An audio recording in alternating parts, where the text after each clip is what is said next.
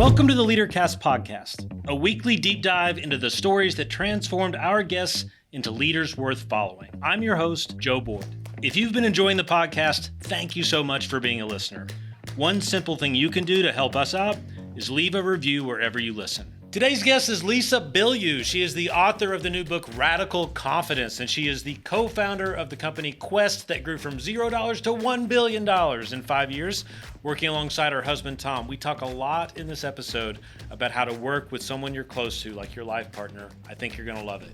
Lisa Bilyeu, welcome to the LeaderCast podcast. There you are. Look at you.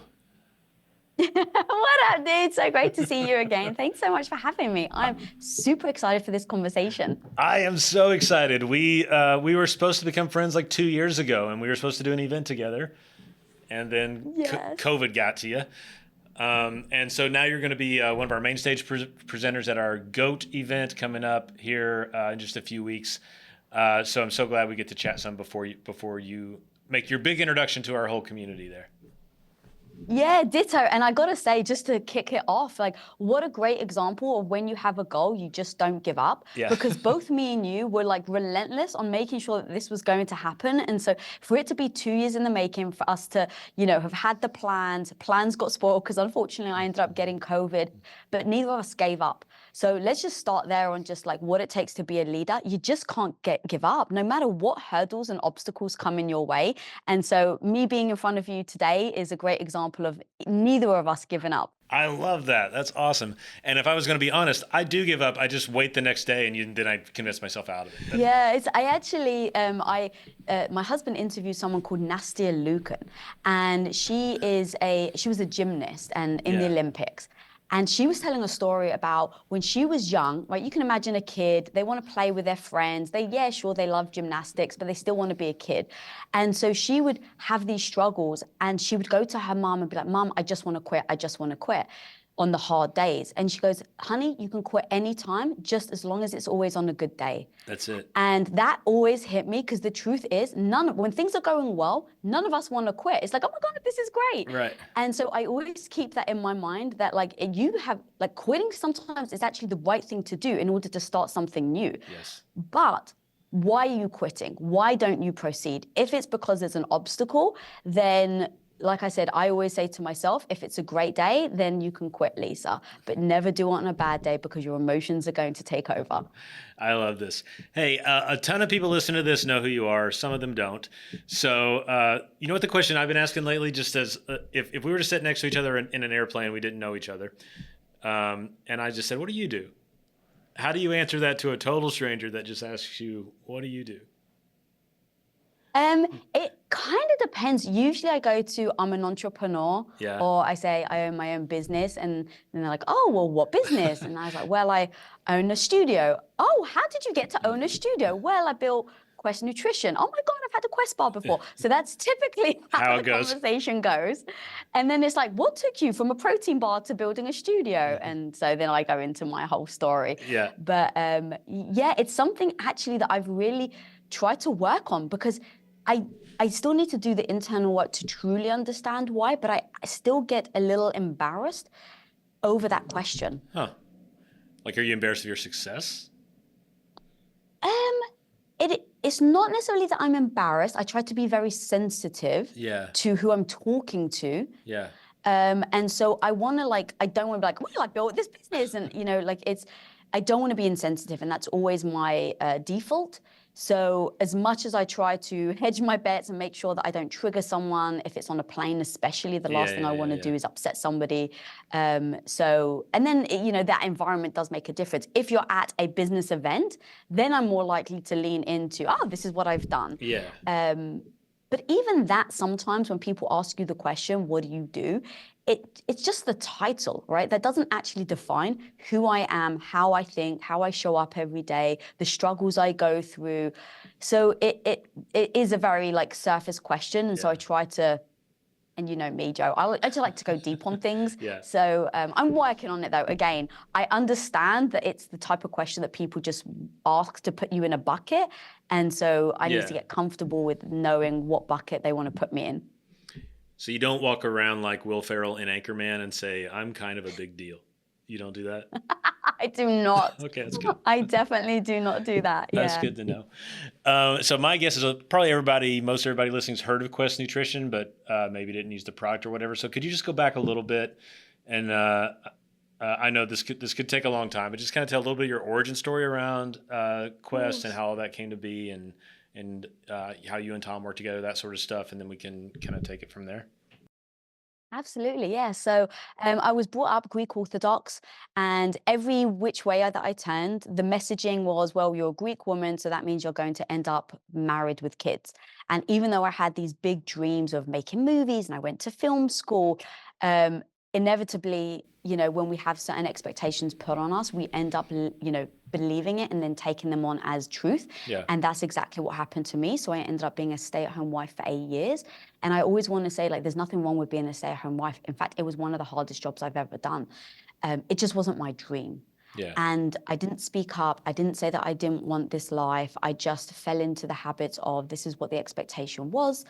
And then after that expectation happens, I was getting validation for being that amazing stay-at-home wife. And so when you feel badly about yourself, when you have insecurities, you're just searching for those moments that make you feel good. And so I was feeling really good about being a great stay-at-home wife. I was doing it like a business. I was like, all right, his clothes are out, his food is cooked, the house is clean, right? Like I would organize the sock drawer like it was, my own Olympic sport. I took things very seriously. And, but yeah, I never spoke up. And my husband was just at that point, we were just chasing money in the hopes to try and make movies at some point. And surprise, surprise, money didn't bring us happiness. And it came to the point after the 8 years that I just said, enough's enough. It's affecting our relationship. I don't care about money. And so that brought up the question, what would our life look like if it was predicated based on passion and a mission and not based on just trying to make money? And his family was morbidly obese. I come from a family that my mum was borderline anorexic. And then as an adult, as grown up myself, I saw her then become morbidly obese. So she had a very unhealthy relationship with food. And so food became the thing that, it's Mother Teresa that says not everyone can fight for the masses, but everyone will fight for the one. So who is that person that you wake up every morning fighting for? And so you better believe I could fight for my mum every single morning. And what I didn't expect, though, was I originally, I was just like, babe, I'll help you out. Like, I'm a good Greek housewife. How can I support you? So even going into starting Quest, it was from a position of how can I support you on this journey that you're going on? Now, what we didn't expect was that the company would grow at 57,000%. Sure. And so that takes you from zero to $1 billion company within 5 years. And so for me, going from a stay-at-home wife of 8 years, not having really built my skill sets, feeling insecure, having imposter syndrome every step of the way, as Quest was growing, I ended up realizing that I found myself. Now, what I mean by that is I didn't believe in who I was, but that didn't actually dictate who the person I could become. And in growing Quest so quickly, in having to adopt and learn new skills, literally so rapidly, that I realized the power of self, the power of mastery. And I started to find pride and validation in that. Instead of seeking it from the outside world of how everyone's going to make me feel good about myself, I started to find the struggle actually made me feel good about myself, because yesterday I couldn't do it and today now I can. And that ended up being we built Quest. We were announced as the second fastest growing company in North America after just 3 years. And yeah, that kind of started my whole life on going from thinking I was going to be a traditional Greek housewife with 4 children to building $1 billion company with my husband. Thank you for sharing all that. That's quite a story. And I know it's not the first time you've shared it. I do wonder, so I think for me, LeaderCast, there's a lot of leadership development companies out there, and my hope more and more every day is that we can be the most sort of human, empathetic, really helping leaders figure out at the end of your life, when you look back, how do you want to have led your life? You know what I mean? More than just because I'm sure a lot of people ask you how you built $1 billion company. I'm a little interested in that. We don't got time for it though. So what I am interested in is, as much as you're willing to share, there's probably a lot of folks listening to this that it could be with a spouse like you were, where you were partnered up. And to bring up that you are not happy is actually risking, I would assume you might say, I had something that was okay or good, I just want it better. And so that's a really hard risk to take. It's easier to take the risk of I'm miserable and I want better. You know what I mean?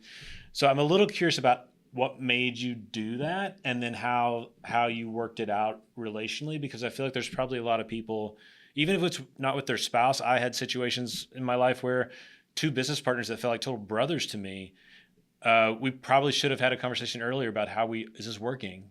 But it's intimidating to bring it up. You have to have the right way to do it. So for folks that are in that situation right now where you're just feeling like I'm not in the right place, but I'm partnered with someone I care about, how do you do that? What's your best advice on that?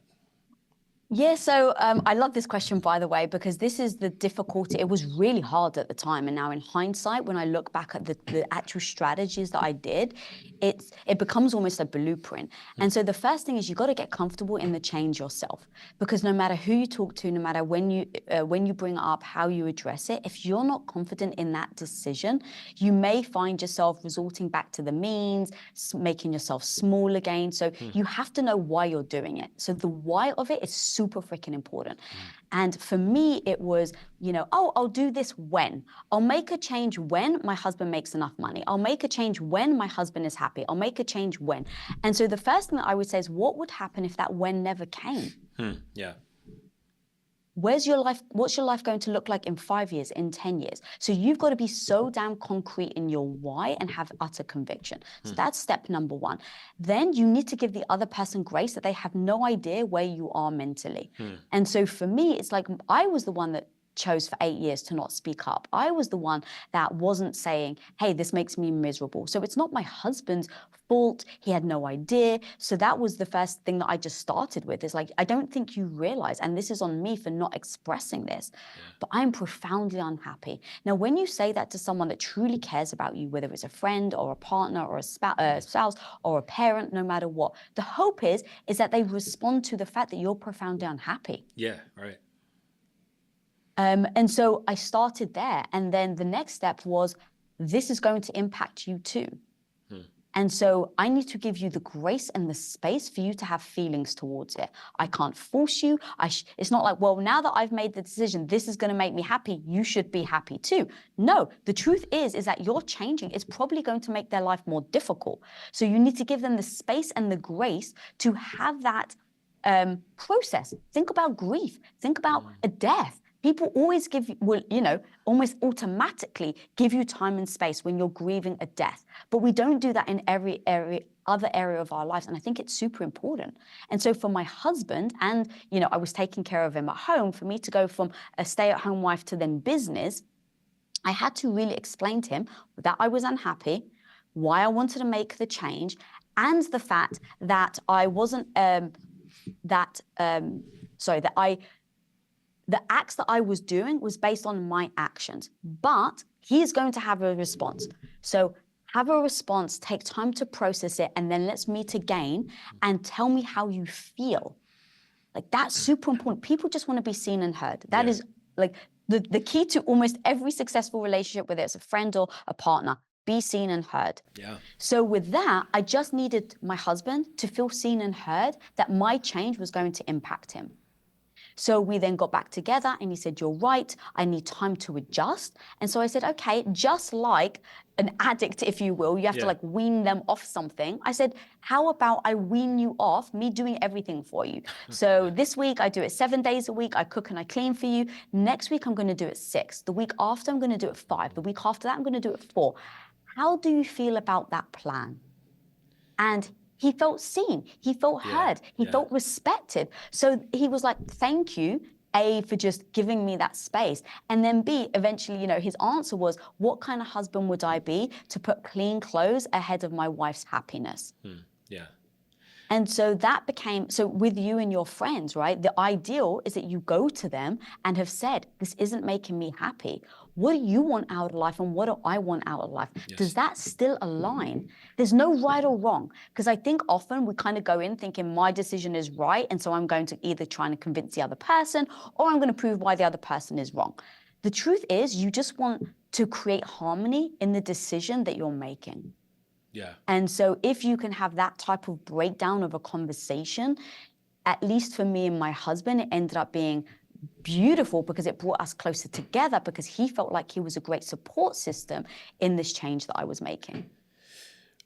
I mean, Lisa, that like you had to have some serious wisdom to process it that way. You know what I mean? Because it would have been so easy to tell yourself the story that you're the victim, and people, and he would not have responded well. I would assume nobody would.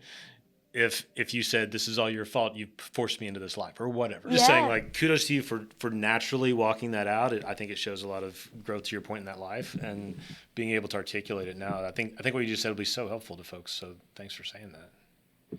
Yeah, thank you. And then just one more actually thing to add to that from what you just said. The truth is whenever I'm tackling an issue that I don't know how to tackle, because the truth was I didn't know how to tackle it, right? It wasn't that I was like, all right, and here's the plan, and I'm gonna, I've laid this all out. I just went back to first principles. And first principles says that when you go to someone and you tell them versus you discuss with them, they're going to start putting their walls up. First principles says that if I blame you, you're going to get defensive. And so I kind of just took that step back and said, what do I know about humans? What do I know about my husband? And what's the best way that I can handle this, that I would want, if he was to do this to me, how would I want him to handle it with me?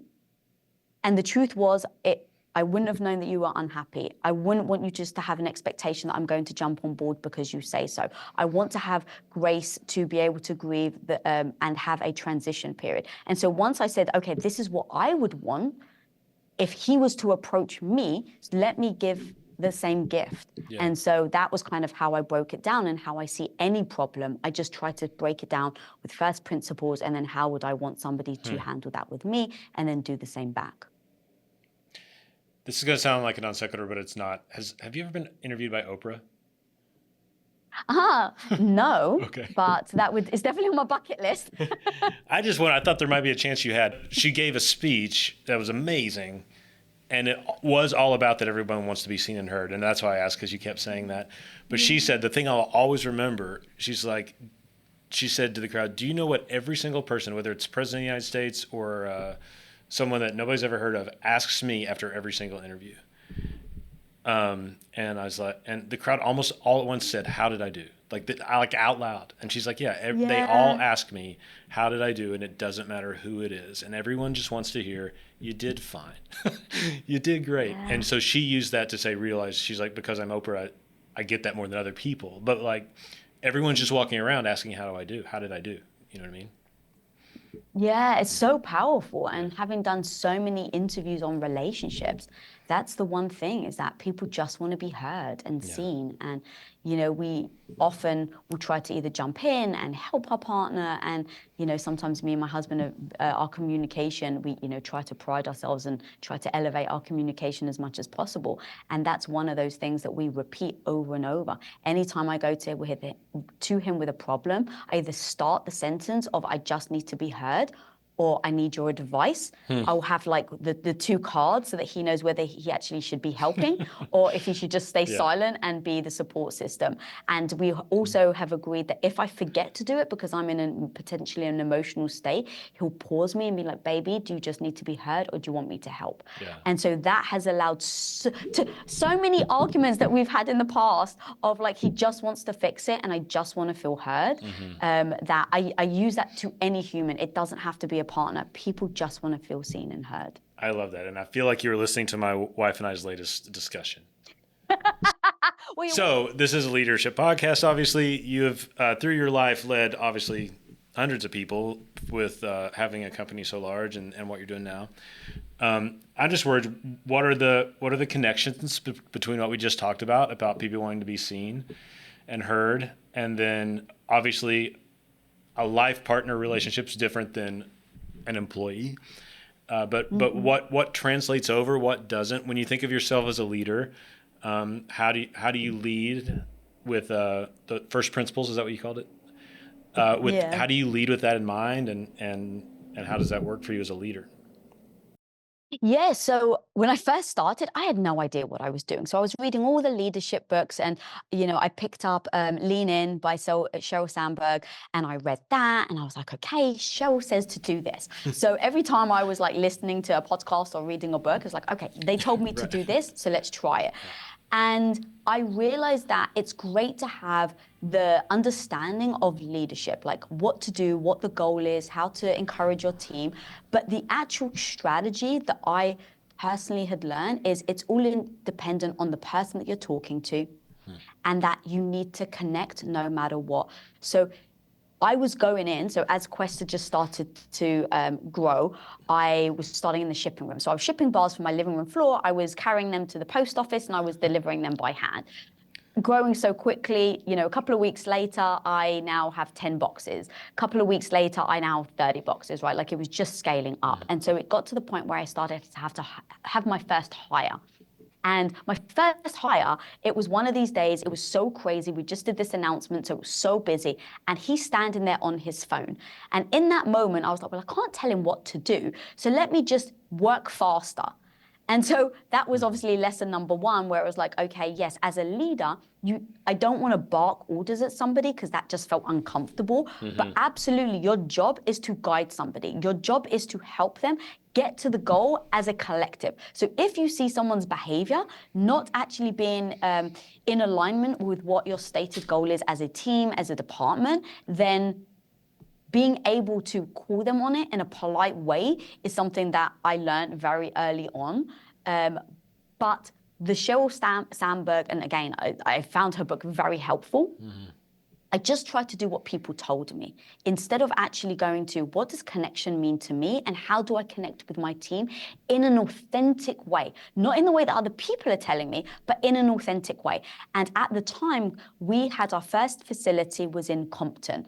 And we decided we really don't care what your background is, because I think that a lot of people have been brought up in, one of the biggest predictors right now of your success is the zip code that you're born in. Sure. That's not okay. Yeah. So now imagine as you're hiring, if you're just hiring based on a certain zip code, then you're not going to get the span of amazing people that are to access to you. So what we did is we were in Compton, we put a call out and we said, we don't care about your background. We don't care if you've got a criminal record. We don't care what it was for. All we care about is who do you want to show up to be today and who's the person that you want to become. If you show up today working hard, we will give you a chance. And so we had a line around the block, literally just with people trying to come in because we were giving people opportunities. Now, it was amazing. We met so many people that were just willing to work hard. But let's say the problem, quote unquote, is I'm 5'1", and I was running a shipping department that had 6'5" ex-convicts with tats on them. Yeah. And so I had to, in the moment, find a way to command a room. Now imagine when you're very insecure, you don't have the experience, you don't have the skill set, because being a leader is a skill set. You don't have that, but then you're thrusted into making people, not even making, but commanding respect in a room. I had no idea what I was doing. So I was just going by like, okay, people tell me to do this and this. None of it worked. So I was like, you know what? I used to do their job. And now they kind of see me as like this person behind a computer. Yeah. I'm going to show them what I'm made of. I'm going to show them that I'm not asking them to do a job that I'm not willing to do. And so that was step number one. Show your team that you're never beneath doing a job that they do. Number two, I know their job. So when a leader, when your team looks at you like, you have no idea what this takes. The truth was, I did know what it took, but they didn't know me to be that person. So I had to show them. And then the third one was connection. I was like, they don't see me as a human. Some people, if you're a leader, they don't, like Oprah. People don't see Oprah as a human being. Yeah. They see her as a celebrity or a star or a businesswoman or a wealthy woman, fill in the blank. But they don't necessarily see her as a human. And so that was one thing. I was like, they just need to see me as a human. And so how do I connect with them? The truth was, I grew up loving hip hop. I'm obsessed with hip hop. And my entire team freaking loved hip hop. So I went and bought speakers. And I put them in our production facility. And I said, all right, guys, on days where it's crazy, balls to the walls, I'm going to throw on some hip hop and we're going to start jamming. And that's exactly what I did. Days when we had so many orders, I would throw on some Tupac. We would just have like a rap battle, like in the middle of like the room. And then we'd go back to work and then do speed packing. And then we'd go back to a rap battle and then we would speed pack. That gave them the space to enjoy what they were doing. It gave them the understanding that I was human, I love hip hop. And then finally, it made us a team. Instead of us being at each other, where I'm like, we've got to go faster, we've got to get more boxes, we've got to ship more. It really brought us together. So those are the tactics and tips that I learned in my evolution of not knowing anything to then figuring it out. Because the truth was, nowhere in any leadership book did it tell you to throw on Tupac and have a rap battle. Yeah. But you better believe in me trying and failing at just a bunch of things, I ended up finding the thing that made us connect. Now, going to the second part of your question of how do I do that with my husband, obviously it's very different. Yeah. With me and my husband, as both being leaders, we had to get together and immediately write out our job descriptions. Yeah. Because if you and your partner have the same title, one of you is obsolete. If you have the same skill set, one of you is obsolete, and you're just going to butt heads. And so we wrote out our job titles and then we ranked them. And the truth is, my husband wanted to be CEO and I didn't want to be CEO. Yeah. He deals with all the legal issues. He deals with the contracts, and that's just the life that I didn't want. And so really saying, cool, you're CEO and I'm president. What does that mean? What teams do we run? And then what happens if we disagree? Because this is the big part. Because if you've got any partner, whether it's your spouse or just a business partner, you're not always going to think exactly the same. You hope not. The whole point of you being business partners, you bring different, fresh ideas to the table. Yeah. But how do you communicate when you disagree? So we just literally laid out a cheat sheet of what we were going to do as leaders if we disagreed. And it went something like always show respect. If it's my department, whoever's the expert in that department has final say. So we will always be open to being convinced. I'll always be open for him coming saying, I disagree with this decision that you're making, and I should be open to hearing why. But at the end of the day, we've literally had an agreement and we've pinky swore that if he tries to convince me and I disagree, or vice versa, let's say he's making a decision and I disagree with him, and I'm like, look, this is why you're wrong. This is why the decision is going to be detrimental to our business. And I pitch it, and he still disagrees. He absolutely has every right to say, I hear you, but I'm moving forward. Now, we have agreed that my response to that will be, okay, I hear you. I still disagree, but I commit. Yeah. Now, those two words say, I'm not just jumping on board because I think that you're right. I still don't agree with it, but I commit to your decision. Now, the commitment part is the final piece that is super important for anyone to hear. Because so often, when someone doesn't agree with you, whether you like it or not, first principles, human nature says, you kind of want them to fail.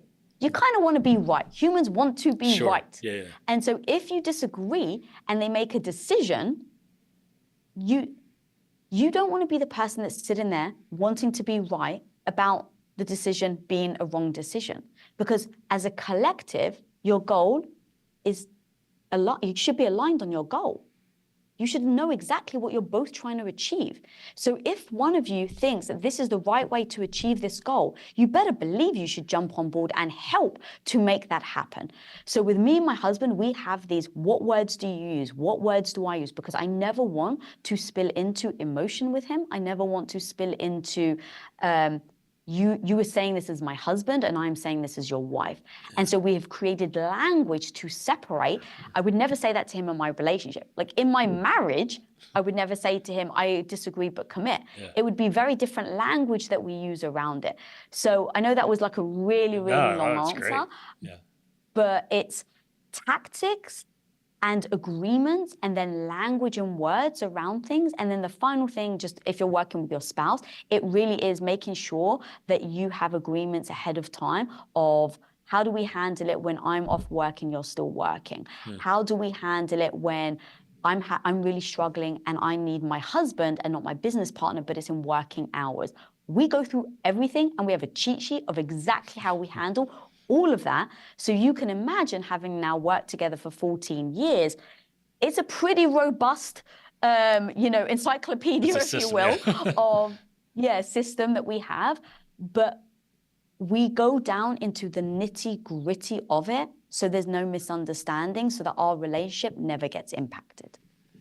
I love, we never know where this podcast is going to go, and I love. We're almost out of time, by the way, but so it's probably, people probably got a lot more, or maybe some unexpected advice around just how you live with your life partner, which is so important to, obviously, leadership. Like what the life you're creating with those closest to you in the world are going to absolutely affect everything. And I love the model that you have set about talking about things before they happen, if you can, like having a way to communicate and to be on the same page.